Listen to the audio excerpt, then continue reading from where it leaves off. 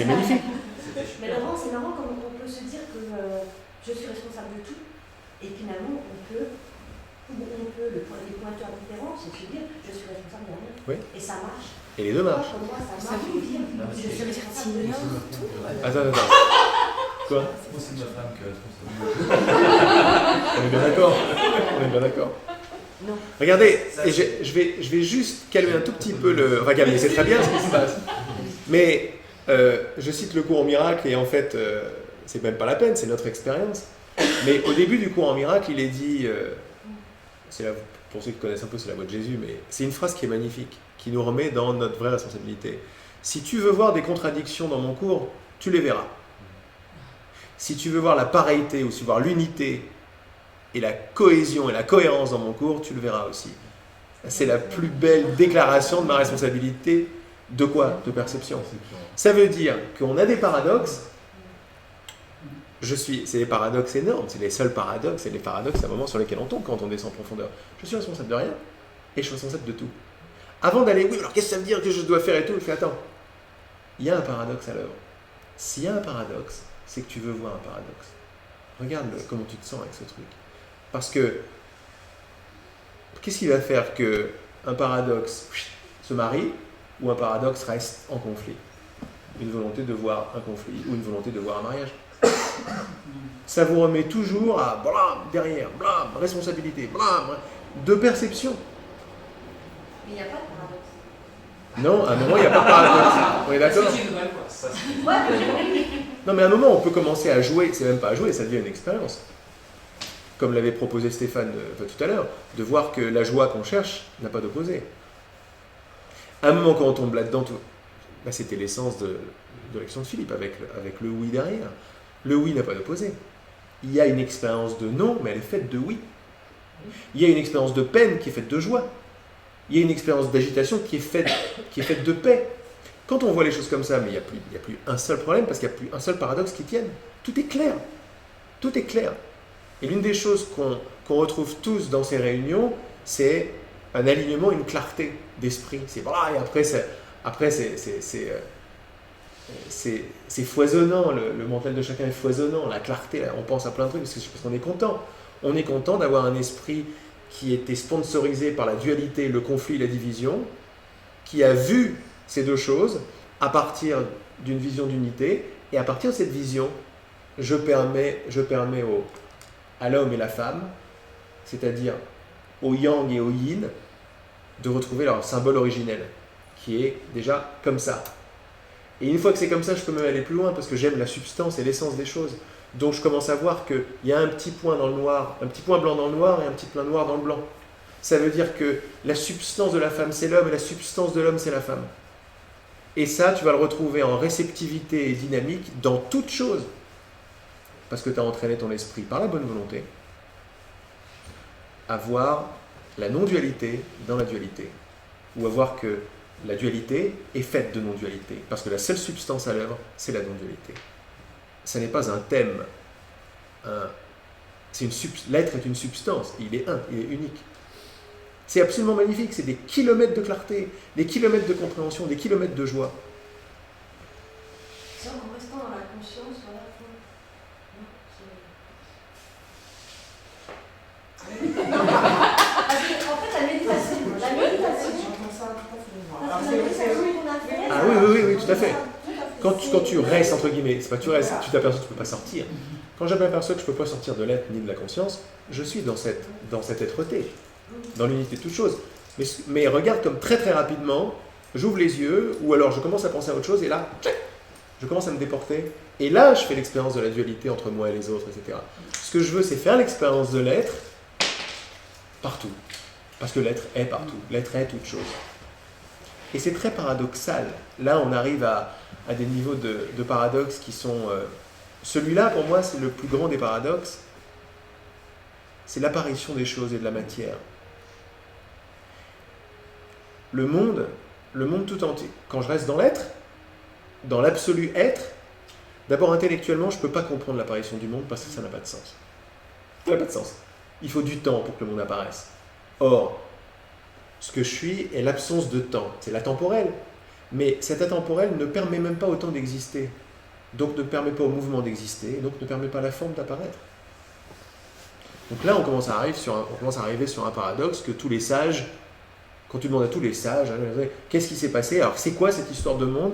Ils te disent tous la même chose, il ne s'est rien passé. Ça n'a jamais existé. Ça n'a jamais existé. Mais c'était, voilà, bon ben là, ça peut être quelque chose de philosophique, ou alors ça peut être une expérience tripale pour chacun. Il n'y a pas de monde. Il n'y a pas de monde. Et là, c'est la joie sans fin, quoi. Il n'y a pas de monde. C'est le message central. D'ailleurs, le cours en miracle, il revient. Le message du cours, oui, quand on essaie de comprendre, c'est même pas la peine. On ne peut pas comprendre ça. Mais le message du cours, il te dit, alors il y a plein de... Il y a tout un bouquin, il y a plein de trucs. Je te parle du cours parce que tu es étudiante du cours. Il le répète, je ne sais pas quelle leçon et je ne sais pas quel moment du texte. Il dit, le message central du cours est le suivant. Les idées quittent pas leur source et il n'y a pas de monde. Ce message, tu l'accepteras un tout petit peu, puis un peu plus, puis tu vas surtout t'enfuir de cette réalité très très vite. Et tu vas y revenir, et tu vas t'enfuir, et tu vas revenir, tu vas t'enfuir, tu vas revenir. C'est pas quelque chose qu'on comprend, c'est pas possible. On peut comprendre, il n'y a pas de monde, mais c'est idiot de comprendre, il n'y a pas de monde parce que ça fout les boules, quoi. Il n'y a pas de monde. Mais ça veut dire qu'on n'est pas là? Ça veut dire plein de choses, mais après, c'est des conclusions mentales, auxquelles c'est pas du tout intéressant de répondre. Parce qu'il ne s'agit pas d'un débat, quoi. Il s'agit d'un vrai désir tripal. Qu'est-ce que je veux par-dessus tout? Qu'est-ce que je veux par-dessus tout? Comprendre pourquoi il n'y a pas de monde? Ou ce que je veux par-dessus tout, c'est... Tu vois, il n'y a même pas de mots qui arrivent. C'est pas possible, tellement c'est puissant. Je suis avant tous les mots. La joie. Tu peux dire la paix, mais même la paix, être, même ces mots-là, bon, mais c'est des pointeurs pour vous. La question la plus importante que vous puissiez vous poser, c'est qu'est-ce que je veux vraiment? Si vous voulez mettre votre téléphone toutes les minutes pour quelque chose, mieux que merci, c'est qu'est-ce que je veux vraiment? Même si je ne sais pas pourquoi, c'est la question la plus importante. Et même si je ne sais pas pourquoi tout mon monde en dépend. Je ne sais pas encore. Mais je vais me le répéter quand même. Et là, je vais réaliser que l'existence du monde dépend du fait que ce que je veux par-dessus tout, c'est ne pas me connaître. Me connaître. En tant que ce que je suis, hein, en tant que présence-conscience. Oui. Et là, on arrive sur une histoire de but qui est très fort. À chaque fois, on en parle beaucoup. Les choses suivent toujours des objectifs. C'est quelque chose d'inconscient jusqu'à présent. Je ne savais pas que le Kleenex avait un objectif. Je ne savais pas que ma main avait un objectif quand elle apparaît. Je ne savais pas que le téléphone avait un objectif. Je ne savais pas que être avec quelqu'un en couple avait un objectif. Je ne savais pas. Je ne savais pas que le bruit du train avait un objectif. Je ne savais pas. Je ne savais même pas qu'il y avait deux objectifs. Si on va rentrer dans les objectifs, je pensais qu'il y avait plein d'objectifs, être content, machin. Je ne savais pas qu'il n'y avait que deux objectifs dans le monde. Rester dans le monde ou sortir du monde. Je ne savais pas ça. Je ne savais pas que j'étais créateur de la solidité du monde ou de l'absence du monde. Je ne savais pas. C'est ne pas me connaître ou me connaître. Ouais, c'est ça. On parle que de la même chose, hein, sous des termes différents. Mais le but, non. C'est le but, c'est justement c'est de se connaître. Évidemment, mais pourquoi on en parle? Pour que ça devienne conscient. Parce que toutes les forces à l'œuvre, qui sont tes forces, hein, les forces du monde, c'est tes forces. C'est ton oui est énorme. Toutes les forces à l'œuvre sont quand même très très fortes pour le but de ne pas me connaître, mais je ne le vois pas. Je ne suis pas encore assez conscient. Je suis en train de dormir, quoi. J'ai l'impression que je fais quelque chose pour me connaître, alors qu'en fait, pas du tout. Et ensemble, pendant nos réunions, et surtout pendant un week-end, un atelier, parce que là, il y a plus de... Il y a moins de résistance parce qu'il y a plus de bonne volonté. Et la bonne volonté est une force. C'est pas juste un petit truc. C'est une force, c'est une déclaration, c'est une décision, même si je ne sais pas. Une petite graine de bonne volonté, c'est monstrueusement énorme. Et dans un week-end, on a plus le temps de faire ça. Et dans une retraite, c'est implacable. Dans une retraite, au bout de 4 jours, il n'y a plus de questions. C'est magnifique, quoi. J'en ai fait en Nouvelle-Calédonie. Les questions, on a parlé et tout. Et au bout de 4 jours, il y a un silence, il y a de moins en moins de questions, il y a une appréciation. Et le 5e jour, ou le 6e, c'est excellent ce qui se passe.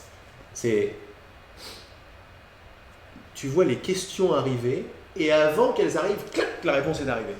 À l'intérieur de l'esprit, apparemment de l'esprit séparé de celui qui l'a posé. Et donc, moi je suis là tranquille, alors les questions, messieurs, dames. Et tu vois des gens faire. Ça va, ça va.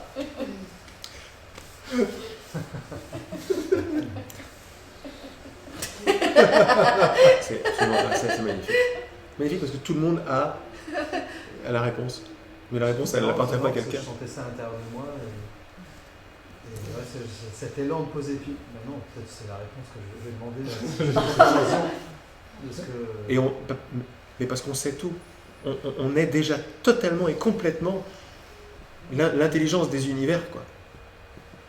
Mais si on veut bien prendre la responsabilité du fait que j'en fais pas l'expérience, parce que je veux pas en faire l'expérience, mais comment enfin, oui, si j'ai bien envie de jouer avec cette idée, elle va me révéler des kilomètres de clarté, des kilomètres de responsabilité. Elle risque de me révéler pas mal de culpabilité aussi. Mais plus je suis ancré dans ma responsabilité, plus je peux regarder la culpabilité et faire j'en veux pas, c'est pas vrai, je suis pas à la hauteur, c'est pas vrai, regarde, je suis pas à la hauteur, c'est pas vrai du tout, etc. Mais, par exemple, moi c'est vrai que je suis de plus en plus en joie, mais vraiment. Ouais, je sais.